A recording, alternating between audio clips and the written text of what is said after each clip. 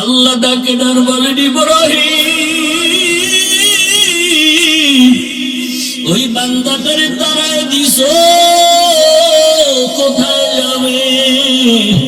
ওরে তুমি মাত্র একবার খানায় বসাইছো, বিধর্মী বলিয়া তারায় দিছো। আরে আমি মাওলারে সিজদা দেয় না জানো কত বছর, আগুনের পূজা করে কত বছর। আমি আল্লাহ এত বছর পর্যন্ত খানাও বন্ধ করি নাই, পানিও বন্ধ করি নাই। আমি আল্লাহ তো অপেক্ষায় আছি কোন দিন আমাকে আল্লাহ বলে ডাক দিবে।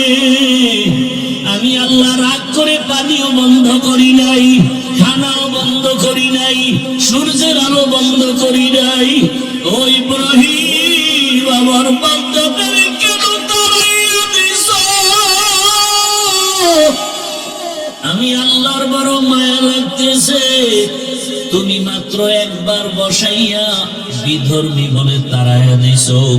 ইব্রাহিম নবী শোনা মাত্র একটা দৌড় দিলেন, আর ওই বান্দারে তালাশ করে খুঁজতে খুঁজতে গিয়ে দেখে বান্দা এক জায়গায় বসে বসে চোখের পানি ছেড়ে কান্না করে। আমাকে দাওয়াত দিবা না, দিয়া কেন আমার অপমান করেছো? ইব্রাহিম নবী তার সাথে ক্ষমা চাইয়া এরপরে টাকা শুরু করলেন, এরপরে কাছে আইনা খানার আয়োজন করলেন, এমন সুন্দর ব্যবহার দিলেন। এক পর্যায়ে আল্লাহর বান্দা আমার মাওলার গোলাম হয়ে পড়লো, কালেমা পড়ে ফেললো। বান্দা তুমি নদীর মাছ ধরে খাও, জানো না সে নদীর মাছ দেওয়ার মালিক কে? ওই মালিকরে তালাশ করতে কোথাও যাওয়া লাগবে না। ওরে রাতের বেলা আমি মাওলায় হাজির, আমি আল্লাহ এখন ডাইরেক্ট হাজির হয়ে গেলাম। রাতের গভীর যখন শেষ অংশ, তোর মাও ঘুমায়, বাবাও ঘুমায়, ভাই বোনেরা ঘুমায়, তুই তখন ওযু বানাইয়া যায় নামাজে আসি একবার ডাক দে। অন্তর খুলে যদি ডাক দাও আল্লাহ, আমি আল্লাহ পাক তোর জীবনের সব ডাকে মাফ করে দেব। আমি আল্লাহ চাই তোকে কাছে পাওয়ার জন্য, আমি আল্লাহ চাই তুমি আমারে ছাড়ার কোথাও যাবা না। আমি আল্লাহ চাই তুমি আমার দিকে আগায় আসো, আমি আল্লাহ চাই আমার রহমতের চাদরে ঢুকে যাও। কারণ দুনিয়ার কষ্টের থেকে মরণের কষ্ট আরো কঠিন। আরে তোমার দুনিয়ার আযাব থেকে জাহান্নামের আযাব আরো কঠিন। এক সেকেন্ডের জন্য তুমি সহ্য করতে পারবা না। আমি আল্লাহ পাক ডাকতেছি, আলা মিন মুস্তাগফিরিন ফাআগফিরালা। গুনাহ যারা করছো ক্ষমা চাও। নবীজি বলেন একটা জুতার ফিতাও যদি ছিঁড়ে যায় আল্লাহর কাছে বলো, আমার আল্লাহর কাছে বললে আল্লাহ পাক খুশি হবেন। দুনিয়াওয়ালারা চাইলে বেজার হয়, আর আমার আল্লাহ না চাইলে বেজার হয়। وفضل زمانا على زمان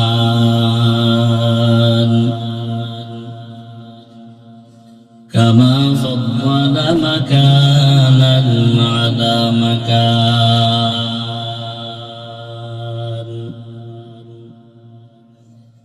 وإنسانا على إنسان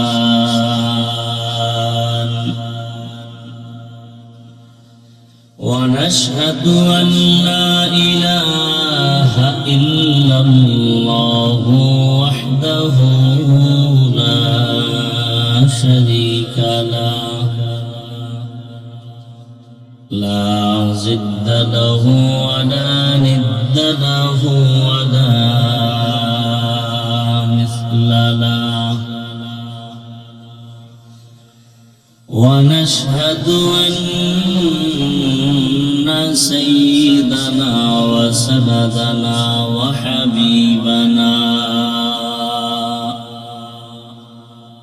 وحبيب ربنا وطبيبنا وطبيب قلوبنا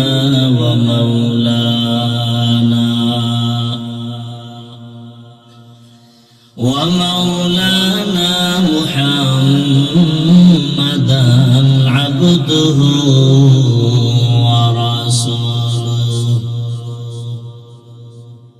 أرسله بالحق بشيرا ونذيرا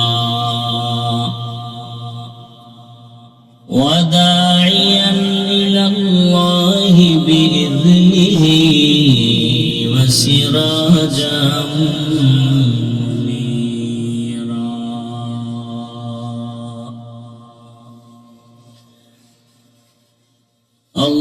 اللهم صل على محمد النبي الأمي وعلى آله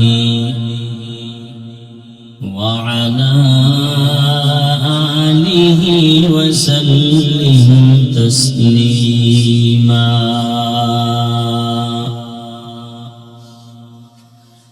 وبعد فأعوذ بالله من الشيطان الرجيم بسم الله الرحمن الرحيم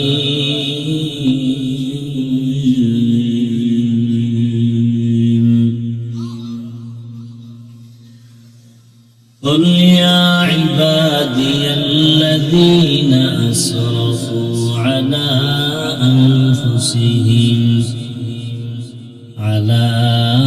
أنفسهم لا تقنطوا من رحمة الله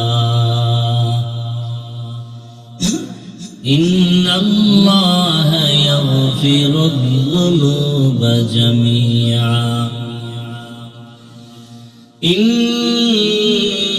إنه هو الغفور الرحيم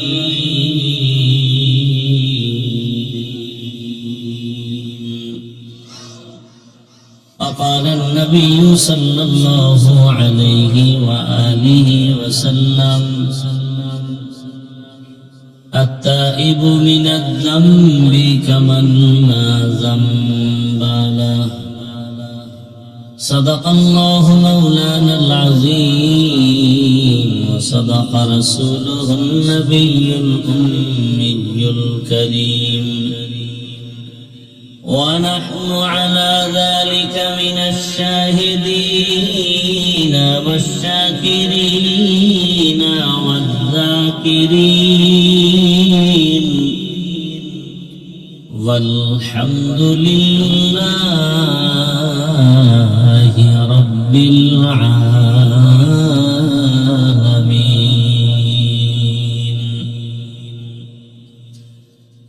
سبحانك لا علم لنا إلا ما علمتنا إنك أنت العليم الحكيم رب اشرح لي صدري ويسر لي أمري واحلل عقدة من لساني من لساني يفقه قولي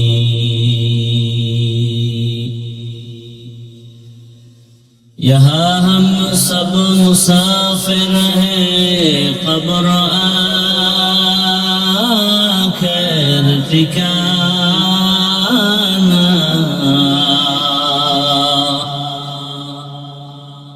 यहाँ हम सब मुसाफिर हैं कब्र आखिर ठिकाना कोई आगे रवाना है कोई पीछे रवाना कोई आगे रवाना है कोई पीछे रवाना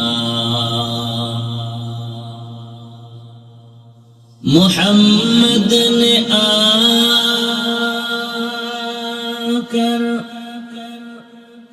कुफर को मिटाया,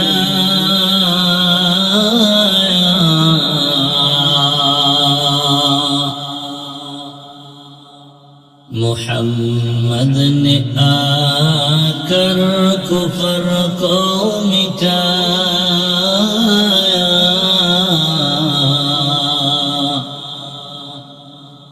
कुफर को मिटा कर सदाकत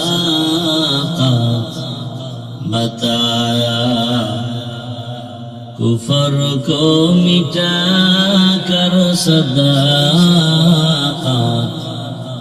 बताया, ला इलाहा इल्लल्लाह, ला इलाहा इल्लल्लाह, ला इलाहा इल्लल्लाह, ला इलाहा इल्लल्लाह, ला इलाहा इल्लल्लाह, ला इलाहा इल्लल्लाह, ला इलाहा इल्लल्लाह, ला इलाहा इल्लल्लाह, ला इलाहा इल्लल्लाह, ला इलाहा इल्लल्लाह, मुहम्मदुर रसूलुल्लाह।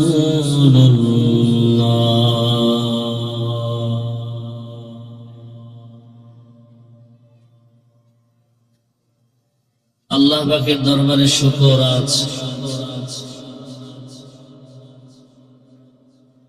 26 ডিসেম্বর 2025 জামিয়া তালিমিয়া ঢাকায় উদ্যোগে আয়োজিত বার্ষিক ওয়াজ মাহফিল, তাফসীরুল কোরআন মাহফিল, উপস্থিত মুহতারাম সম্মানিত সভাপতি, প্রধান অতিথি আমিরুল মুজাহিদিন হযরত পীর সাহেব হুজুর চরমনাই, বিশেষ অতিথি হযরতুল আল্লামা মামুনুল হক দামাত বারাকাতুহুম সহ অন্যান্য উলামায়ে কেরাম,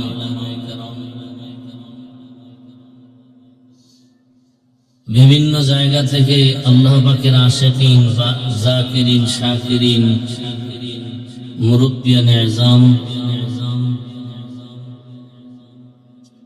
পর্দার আড়ালে মা বোনেরা, কলিজার যুবক বন্ধুগণ, স্নেহের ছোট ভাই, আল্লাহ পাকের দরবারে শুকর যে আল্লাহ আমাদেরকে সুস্থ রেখেছেন, আলহামদুলিল্লাহ।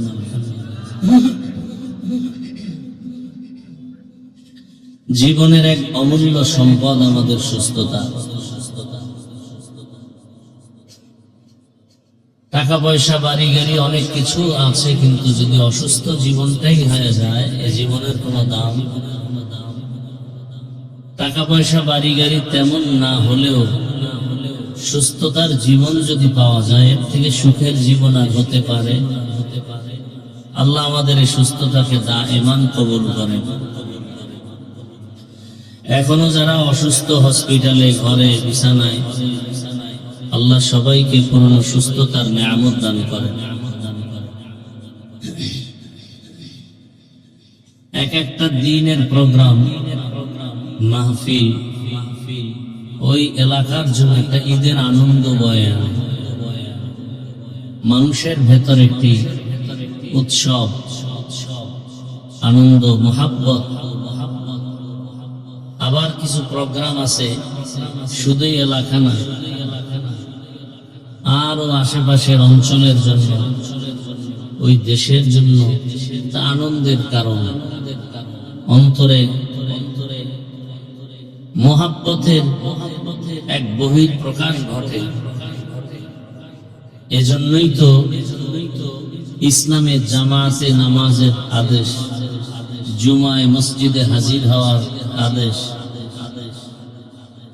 10 জায়গার 10 বাড়ির মানুষ, 10 এলাকার মানুষ এক জায়গায় হবে, দেখা হবে, মহব্বত হবে, একে অপরের সুখ দুঃখ শেয়ার করে নিবে, সহযোগিতায় আসবে। নবীজি এজন্যই বলেছেন খায়রুন নাস মান ইয়ানফাউন নাস, দুনিয়াতে সব থেকে ভালো মানুষ তো ওই ব্যক্তি যার দ্বারা অন্যের উপকার হয়, ক্ষতি হয় না। এটাই মূল তাকওয়ারও কথা। তুমি অন্যের উপকার করতে না পারলে অন্তত ক্ষতি যেন না হয়। আমার রসুলের দ্বারা জীবনে কারো কোনো ক্ষতি হয়নি, উপকার কারো না হলেও কি হয় নাই, ক্ষতি হয়। এটাই রসুলের আদর্শ, এটাই ইসলামের একটা সুন্দর নমুনা। অন্যের উপকার করবে, কারো ক্ষতি করবে না। কিন্তু ভিন্ন দিক আমরা লক্ষ্য করি যে মানুষ অন্যের ক্ষতির জন্য অপেক্ষা করে বিভিন্ন ভাবে। আবার ক্ষতিটা কাছের মানুষ বেশি করে দূরের মানুষের তুলনায়। দুষ্ট লোকের মিষ্টি কথা ঘনিয়ে বসে কাছে, কথা দিয়ে কথা নেয়, প্রাণে মারে শেষে। জুমার বয়ান দীর্ঘ সময় নয়, সংক্ষেপ 2-4টি কথা, এরপরে আবার নামাজ। আপনারা জানেন ধারাবাহিকভাবে এই প্রোগ্রাম প্রতি বছর এভাবেই চলে। দেশের হযরত উলামায়ে কেরাম বয়ান করতে থাকেন, জুমার নামাজের পরেই আবার বয়ান চলতে থাকবে ইনশাআল্লাহ। হযরত পীর সাহেব হুজুর দামাত বারাকাতুহুম চেয়েছিলাম যে নির্দিষ্ট আসরের পরে হুজুর আগে আসার সম্ভাবনা। দেশের পরিস্থিতি তো আপনারা অনেকটা ভালো করে জানেন, পেরেশানির মধ্যে আছেন। তো যখনই আসবেন তখনই বয়ান শুরু হয়ে যাবে ইনশাআল্লাহ। আমাদের মুফতি রেজাউল করিম আবরার জুমার পর বয়ান করবেন। মুফতি হেদায়েতুল্লাহ আজাদি দামাত বারাকাতুহুম, আমার প্রিয় ভাই মাওলানা মাহফুজুর রহমান জাবের নামাজের পরেই বয়ান করবেন।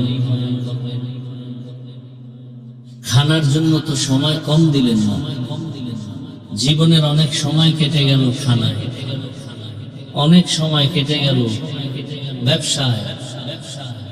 আল্লাহর পথে আসিয়াও কেন বাধা? বয়ান শুনবে পাগলের মতো হয়ে যায় খানার জন্য, পাগল। তখন আমারও ছিল না, আমারও ছিল শুধু খানা, অন্ধের মতো হয়ে যায়। অথচ রসুলের জিন্দেগির আদর্শে গড়া সাহাবাদের কি সুন্দর জীবন। একজন আল্লাহর রসুলের আশিক, গরিব মানুষ, রসুলের আশিক তো বেশি গরিব।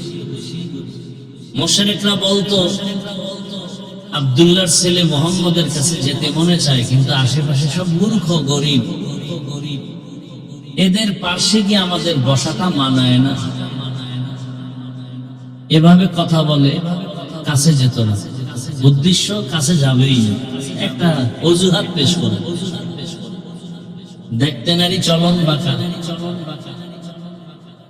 আশিক রসুলের গরিব মানুষ, অন্যের কাজ করলেই তার চুলায় আগুন জ্বলে, না হয় আর ঘরে খানা হয়। নিয়ম ছিল আবার রোজা, ঘুম থেকে, রাতের ঘুম থেকেই রোজা শুরু হয়, ঘুমাইলেই রোজা শুরু। সারাদিন কাজ করে বাসায় আসছে, সন্ধ্যাবেলা খানা দিবে ঘরের পরিবার। আমি একটু ক্লান্ত, সারাদিন শুয়ে থাকি, খানা নিয়ে আসো। শোয়ার মধ্যে ঘুম হয়ে গেছে, ঘুম শুরু, রোজাও কি আর একটা রোজা শুরু হয়ে গেছে, আর খানা কপালে নাই, হলো না। পরের দিন আবার কাজে গেছে, এক পর্যায়ে দুর্বল হয়ে রাস্তায় পড়ে গেছে, শরীর দুর্বল। রহমতের নবীর কাছে খবর আসলো, রোজাটা কি ভাঙা যাবে? রহমতের রাসূল বললেন, না ভাঙা যাবে না। একটা রোজা যদি কেউ ভেঙে ফেলে, ফরজ রোজা, আর আজীবন যদি রোজা রাখে, যেই সময় রাখার দরকার ওই সময়ের রোজার বরকত আল্লাহর পক্ষ থেকে যা পাওয়ার সেটা পাবে। কত কষ্ট করেও দিনকে তারা আঁকড়ে ধরেছেন। আর আমাদের তো এরকম কোন আফসোস নেই যে আমরা পাবো না। কি পরিমাণ খানা আমরা খাই, 3 বেলা শুধু নামে মাত্র খানা, অল টাইম তো চলে। এই চা, এই পান, যাদের বিড়ির অভ্যাস তারা বিড়ি চলতেই থাকে। বসিয়াও থাকলে খায়, হাঁটলেও খায়, শুয়া শুয়াও খায়, গরুর মতো হাঁটে আর চাটে। আর সাহাবায়ে কেরামদের ইতিহাস কেন? আমি আমারটাও মাঝে মাঝে বলি যে জীবনটা কত কষ্টে কাটছে, ভাষা নাই বোঝাবার। 150 টাকা একটা জামা কিনছে, কত ওটারে কি কাপড় কয়, টেকটন কইতো, বুঝে এরা টেকটন, পলেস্টার, তাও রঙিন। 500 টাকা। এই 150 টাকার জামা বছরকে বছর পরছে, বছরকে বছর। এক লঙ্গি দিয়া ছিঁড়ে গেছে, সেলাই কইরা এরপরে চলছে। বিছানায় প্রস্রাব করি, সেই থেকে মা বাবার কোল ছেড়ে চলে আসছে। বরগুনার পীর সাহেব হুজুর রহমতুল্লাহ আলাইহির মাদ্রাসা। কত কষ্টের জীবন। সিঁড়ি দিয়া দোতলায় হাত দিয়া ধরে ধরে উঠতাম, দাঁড়ায় উঠা যেত না। তো বুঝেন যে কত ছোট। 2 বেলা খানা দিত মাদ্রাসায়, এই মাপা ভাত 10টার সময় আর আসরের পর। এটারে ভাগ করে 4 বার খাইতাম। তরকারি কি? মাদ্রাসা থেকে পাতলা ডাউল, আর বাড়ির থেকে আমার মা শুকনা মরিচ গুঁড়া কইরা প্লাস্টিকের ডিব্বায় দিতে, আর বাবায় 1 কেজি আলু দিতেন, আধা কেজি দিতেন। এটা নিয়ে 2 মাস খাওয়া লাগছে। আলু কেটে কেটে নাম লিখে ভাতের মধ্যে সিদ্ধ দিতাম। মাঝে মাঝে ভাত হয়ে গেছে, ঢালছে, আরো ছাত্রদের নাম দেখে দেখে নিতাম। মাঝে মাঝে গিয়া দেখতাম আলুর উপরে ছোলা নাই, নামও নাই। আজকে কপাল থেকে আলু গেছে। এইভাবে কষ্ট করে করে আল্লাহ এ পর্যন্ত নিয়ে আসছে। আল্লাহ অনেক দয়া করেছেন, অনেক কিছু দিয়েছেন। আজ এক লুঙ্গি পরি, ওটা আর কালকে পরি না। একটা জামা আজকে পরি, কালকে পরি না। সব রবের করুণা। কি শকর আদায় করো। উজানির কারি মনজুর রহমতুল্লাহ আলাইহি বারবার তার মোনাজাতের মধ্যে আমার হাত লাগায় বলতো, আল্লাহ ওকে দিয়ে একটা মাদ্রাসা, দাওরা হাদিস মাদ্রাসা আমি দেখে যেতে চাই। মাদ্রাসা হয়েছে, আল্লাহর ওলিয়ার দুনিয়ায় দেখে যেতে পারলে একদিন এগুলো সব থেকে যাবে, আমিও থাকবো। কথা ঠিক না? কিন্তু যেতে তো হবেই। হিসাব 2টা, সাথে কি নিয়ে যাব আর দুনিয়াতে কি রেখে যাব। হিসাব 2টা, কি নিয়ে যাব, কি রেখে যাব। আপনি কি রেখে যাচ্ছেন? যাতে তো হবেই। কি মরা লাগবে না? কি নিয়ে যাবে? ওখানে তো কিছু নিতে হবে না, উপায় নেই। বিদেশ যাবেন, পাসপোর্ট লাগবে না? কথা বলেন না কেন? ভিসা লাগবে না? না, ইমিগ্রেশনে আটকাই দিবে। কাপড় নাই, জামা নাই, কোনো টেনশন নাই। কিন্তু আসল কি? ভিসা, পাসপোর্ট লাগবে। তা আমরা যে পরপারের জীবনে পাড়ি জমাবো, কি নিয়ে যাব? পরকালের জীবনের একমাত্র পাসপোর্ট থাকবে তোমার ঈমানের পাসপোর্ট। এই পাসপোর্ট দিয়ে তুমি আল্লাহর মুহাব্বতের ঘরে ঢুকবা, নজরে আসবা, কিন্তু আমলের ভিসা না থাকলে পীড়া শুরু। আমলের ভিসা বড় কঠিন। আমলের ভিসা যদি থাকে, আবার কিছু পাসপোর্ট আছে খুব হার্ড, বড় দামি। বান্দা দামি পাসপোর্ট নিয়ে যদি যেতে চাও, তাহলে ঈমান আমলের সাথে ইখলাসকে জোগায় দাও। দুনিয়াতে এমন কিছু জমা রাখবা যেটা পরকালে পাবে। আল্লাহ পাক রব্বুল আলামিন বলেন, আমি বড় আদর করে মানুষ বানাইছি। আমার বানানো মানুষ বড় আদরের। বিশাল বড় 7টা আসমান 7টা জমিন আমি তৈরি করতে 6 দিন লাগছে, মাত্র 6 দিন। ফি সিত্তাতি আইয়াম। অথচ আমার মুহাব্বতের মানুষ এক ফোঁটা পানির থেকে মায়ের গর্ভে বানাইতে আমি আল্লাহ 6 দিনে পারি নাই, 10 দিনেও পারি নাই। আমি আল্লাহ এটাকে ফেরেশতা দিয়ে আমার কুদরতের দ্বারা মায়ের গর্ভে প্রায় 6 মাস লাগায় বান্দাকে স্ট্রাকচার বানায় রূপ দান করেছে। এত বিশাল আসমান আর জমিন, এটা বানাইতে মাত্র 6 দিন। তোমার মতো একটা ক্ষুদ্রতম বান্দা বানাইতে আমার এত সময় লাগলো কেন? এর একমাত্র কারণ, ভালোবাসার জিনিস বানাইতে বড় সময়ের ব্যাপার। আল্লাহ বলেন, আমি তোমাকে বড় আদর করে বানাইছি, বড় মরম করে বানাইছি। অখুলিকাল ইনসানু যাঈফা। আমি মানুষ বড় দুর্বল করে বানাইলাম, এবং এই মানুষের জীবনে চলার জন্য যা প্রয়োজন সব আমি ব্যবস্থা করেছি। তোমার পানির প্রয়োজন, আলোর প্রয়োজন, ঘুমের প্রয়োজন, রাতের ব্যবস্থা করলাম। যত তোমার সুন্দর জীবন পরিচালনার জন্য যত খানার প্রয়োজন সব করলাম।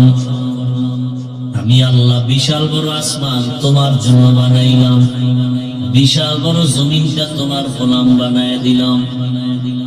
সমুদ্রের হাজারো ধরনের মাছ তোমার জন্য, রাতের চাঁদের আলো তোমার জন্য, জমিনের ফসল তোমার জন্য, গাছের ফল তোমার জন্য। আমি বড় মহব্বত করি তোমাকে। আমি আল্লাহ সব কিছু তোমারে দিয়া তোমার থেকে কিছু চাই নাই। আমি আল্লাহ তোমার কল্যাণের জন্য আমি বলেছি, তুমি আমার ইবাদতে জীবনটা কাটায় দাও, 5 বেলার নামাজ আদায় করবা। আমি আল্লাহ আবার এই 5 বেলার নামাজ আদায়ের ক্ষেত্রে তোমাকে বুঝাবার জন্য, ডাকার জন্য নির্দিষ্ট লোক রাখছি। ফজরের নামাজে তোমাকে ডাকার জন্য মুয়াজ্জিন অপেক্ষায় থাকে। as-salatu khayrun minan nawm। তুমি ফজরে আসো নাই, আমার দেওয়া রাতের আরামের সময় পেয়ে অন্ধকারে মজার ঘুম দিছো। আমি আল্লাহ বেজার না, আবার জোহরের নামাজে তোমারে ডাকছি, আসো। জোহরের নামাজেও তুমি দোকান পাটার নিজের চাকরি বাকরির ব্যস্ততায় আসো নাই। আমি আল্লাহ বেজার না, আবার আসরের নামাজে ডাকার ব্যবস্থা করেছি। বান্দা তুমি ব্যস্ততার অজুহাত দেখাইয়া আমার ঘরে হাজিরা দাও নাই। আমি আল্লাহ বেজার না, আমি আবার তোমাকে মাগরিবে ডাকাইলাম, মাগরিবেও তুমি অনুপস্থিত। আমি আল্লাহ শেষ এশায় তোমারে ডাকলাম, আমার ডাকে তুমি সাড়া দাও নাই। আমি আল্লাহ রাগ না করিয়া এবার আমি আল্লাহ নিজে রেডি হয়ে গেছি তোমাকে ডাকতে। আমি আসবো। মুয়াজ্জিন ডাকছে, তুমি আসো নাই। উচিত ছিল তো আমি রাগ হয়ে যাব, কিন্তু না। আমি কেন রাগ করব? আমার তো আলাদা আর এক জায়গায় কোনো ছেলে নাই, মেয়ে নাই, আমার স্ত্রীরে আমি একা। আমি জিন বানাইছি, ফেরেশতা বানাইছি, তবে আমার আদরের না। আমি মানুষ বানাইছি বড় মায়া করিয়া। আমি চাই মানুষ যেন একবার আমারে আল্লাহ বলে ডাক দেয়, মানুষ যেন আসিয়া কপালটা মাটির মধ্যে লাগায় দেয়। বান্দা যখন কপালটা মাটির মধ্যে লাগায়, আমি মাটিতে লাগতে দেই না। আমি আল্লাহ কুদরতি পা আমার বান্দার কপালের নিচে ঢুকায় দেই। বান্দা তোর কপাল বড় দামি, তুই কপালটা মাটিতে ঠেকাবি, আর আমি চুপ থাকবো না। তোর বডির মধ্যে কপাল বড় দামি, আমি আল্লাহ ওই কপালটাকে মাটিতে নাগার আগে আমি আল্লাহ তোর কপালের নিচে কুদরতের কদম লাগাই দেই। আমি আল্লাহ পাক বড় খুশি হয়ে যাই। দুনিয়াতে মানুষ সম্মান চাইতে গিয়ে বলে সেজদা দাও, আল্লাহ বলেন আমি আল্লাহ এত কিছু তোমারে দিলাম, আমি চাই তুমি আমাকেই সেজদা দিবা। আমি আল্লাহ পাক অপেক্ষায় থাকি কখন আমাকে তুমি ডাক দিবা। আমি আল্লাহ পাক এত মোহাব্বত করে বানাইয়া আমি আল্লাহ পাক ডাকলাম, এরপরও যখন আসো নাই, আমি রাগ করি নাই, পানিও বন্ধ করি নাই, বাতাস বন্ধ করি নাই, বরং আমি আল্লাহ মায়া আর রহমতের দরজা দিয়া তোরে ডাক দিছি, আয় قل يا عبادي الذين أسرفوا على أنفسهم لا تقنطوا من رحمة الله। আমার রহমতের দরজা খোলা। দুনিয়ার মানুষের দয়ার দরজা মাঝে মাঝে খুলে, মাঝে মাঝে বন্ধ করে দেয়, আর আমি আল্লাহ দরজা খুলে দিলাম, একটা সেকেন্ডের জন্য বন্ধ নাই। আমার সমুদ্রে বয়ে যদি ডাক দাও আল্লাহ, আমি সেখানেও হাজির। আমাকে যদি গভীর রাতে ডাক দাও, সেখানেও আমি আল্লাহ হাজির। আমারে যদি কোনো বেঈমানেও ডাক দেয়, আমি সেখানেও হাজির। আরে ইব্রাহিম আলাইহিস সালাম মেহমান ছাড়া খানা খায় না। মেহমান আসলে রিজিকে বরকত হয়, ঘরের মধ্যে রহমত বাড়িয়া যায়। ইব্রাহিম নবী মেহমান খুঁজে রাস্তায় দাঁড়ায়, যাকে পায় তাকে ডাইকে আনেন, মেহমান বসায় খানা খাবেন। একদিন ইব্রাহিম নবী মেহমান পায় না, অনেকক্ষণ অপেক্ষা। হঠাৎ করে দেখে একটা লোক আসতেছে, ওই লোকটাকে ডাক দিয়া কয়, ভাই খানা খেয়েছেন? বলে না। বলে চলেন আমার বাসায় আসেন।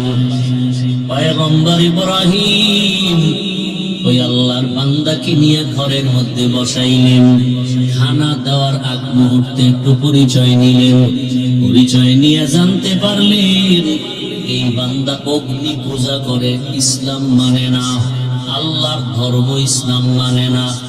ইব্রাহিম আলাইহিস সালাম বলে, তো আপনাকে তো খানা দেওয়া যায় না, আপনি তো আমার মুমিন ভাই হতে পারেন নাই, আপনি তো আমার আল্লাহর হুকুম মতো চলেন না, বরং আমার আল্লাহ যাতে বেজার হয় এমন কাজ আপনি করেন, আগুনের পূজা করেন, গায়রুল্লাহর পূজা করেন, আপনাকে খানা দেওয়া যাবে না। লোকটাকে খানার থেকে উঠায় বিদায় দিল। আমার মাওলার রহমতের দরিয়ায় জোশ এসে গেল। আল্লাহ ওহী নাজিল করলেন, ওই লোকটা মনের কষ্ট নিয়ে যায়। আল্লাহ ডাকে ডার বলেন, ইব্রাহিম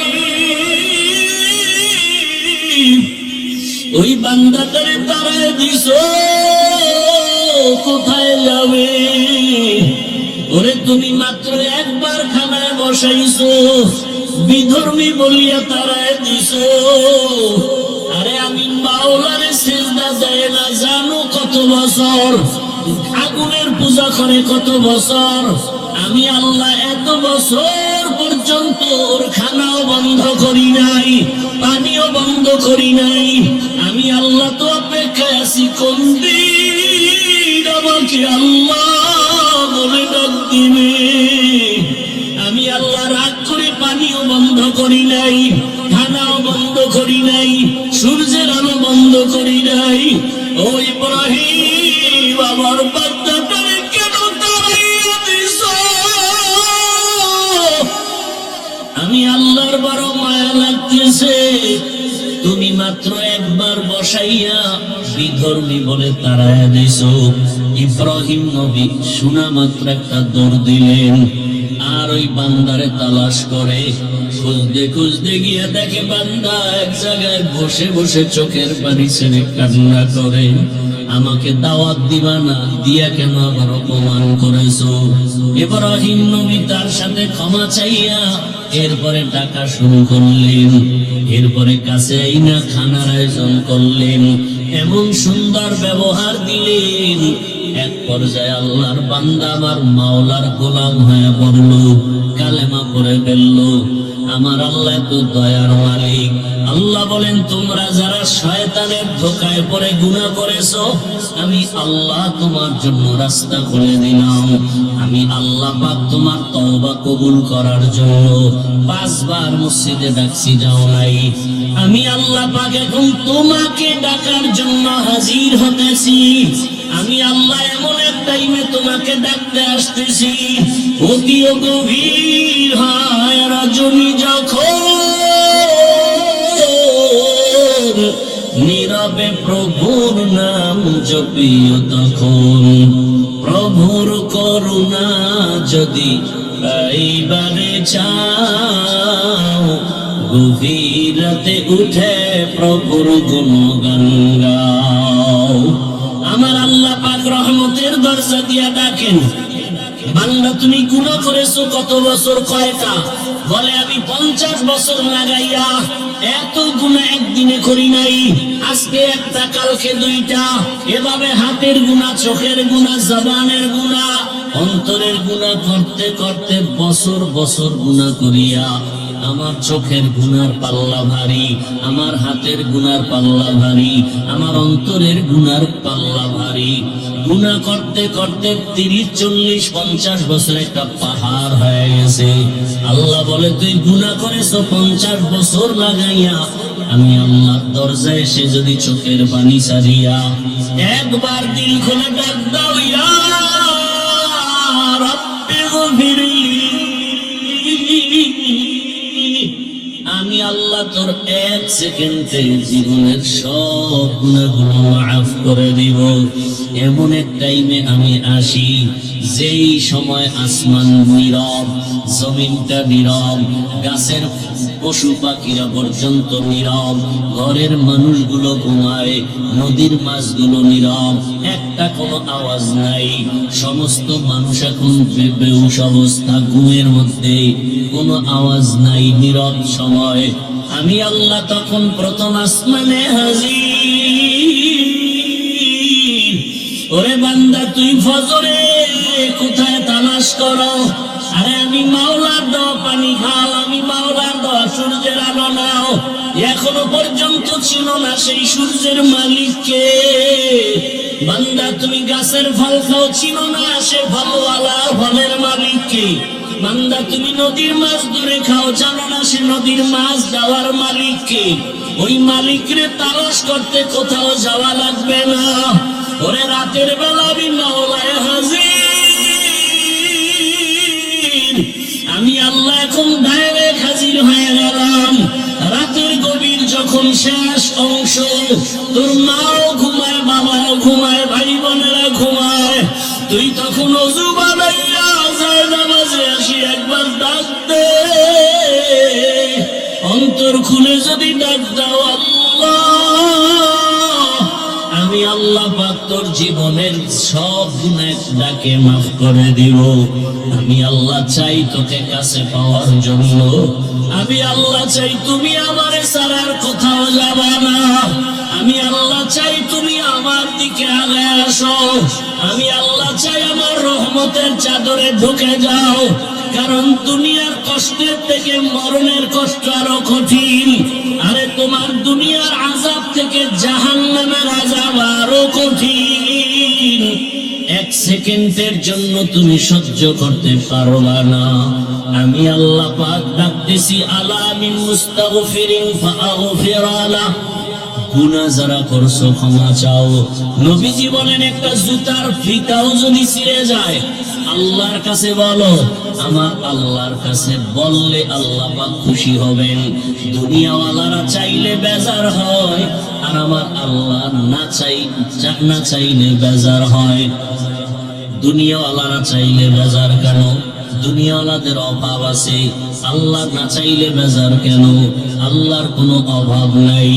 আল্লাহ তাআলা বলেন, বান্দা আমি চাই তুমি আমার কাছে আগাও। আগাইতে গিয়ে তুমি দুর্বল আমি জানি, তোমার ঈমান দুর্বল তাও জানি, তোমার আমল দুর্বল তাও জানি। এ কারণে আমি আল্লাহ পাক তুমি যখন 1 বিঘা আগায় যাও আমার রহমত তোমার দিকে 1 হাত আগায় যায়। তুমি যখন 1 হাত আগায় যাও আমার রহমত তোমার দিকে 2 হাত আগায়। তুমি যখন হেঁটে হেঁটে আগাও আমি আল্লাহর রহমত তোমার দিকে দ্রুত গতিতে দৌড়াইতে থাকে। আমি আল্লাহ পাক চাই তুমি আমার দিকে আসো। আমি আল্লাহ চাই না তুমি আমার রহমতের দরজা বাদ দিয়া দুনিয়ার অন্য কোন দরওয়াজায় যাইবা। আমি আল্লাহ চাই তুমি আমার মুহাব্বতের দরজায় আসো, গুনাহ করিয়া ক্ষমা চাও। রহমতের নবীও রাত সারা রাত আল্লাহর মুহাব্বতে কান্না করে ইবাদতে কাটাইতেন। আবু বকরের কান্না সারা রাত, ওমরে ফারুকের কান্না সারা রাত। এরে আল্লাহর বান্দারা, 2 ফোঁটা চোখের পানি যদি ফেলতে পারি এই পানি বৃথা যাবে না। আল্লাহ পাক কিয়ামতের দিন এই পানিটা কাজে লাগাইয়া জাহান্নামের আগুনকে নিভিয়ে দিবেন। অন্যান্য মাহফিলে যায় কত মানুষ মার্কেটে ঘুরে সময় নষ্ট করে, কিন্তু এই মাহফিল আল্লাহর ওলিদের। এখানে যারা আসবেন এরা দুনিয়ামুখী মানুষকে বয়ান দেয় না, এখানে আসা মাত্রই যেন কেমন এক পরিবর্তন। আল্লাহর ওলিরা আসবেন, তাদের চেহারা দেখবো, বয়ান শুনবো, যদি একটা কুদরতের নজর আমার উপরে পড়ে যায় আমার জীবনের সব বন্ধ তালার দরজা খুলে যাবে। অতএব আল্লাহ যাদেরকে নিয়ে আসেন আল্লাহর কাছে তওবা করি। অন্তরে কোনো গুনার নিয়ত থাকলে অন্তরকে পরিচ্ছন্ন করি, আর মনে মনে বলি, হে মালিক এই বেহেশতের বাগানে আছি, খালি ফিরিয়া যেন না যাই। দুনিয়ার কোনো মহাব্বত অন্তরে না থাকে, আপনার খাস বলি উলামায়ে কেরামদের কথা শুনিয়া যেন যেতে পারি। আজকের জন্য আবু হুরায়রার মতো ওমর রেডি হয়ে যাও।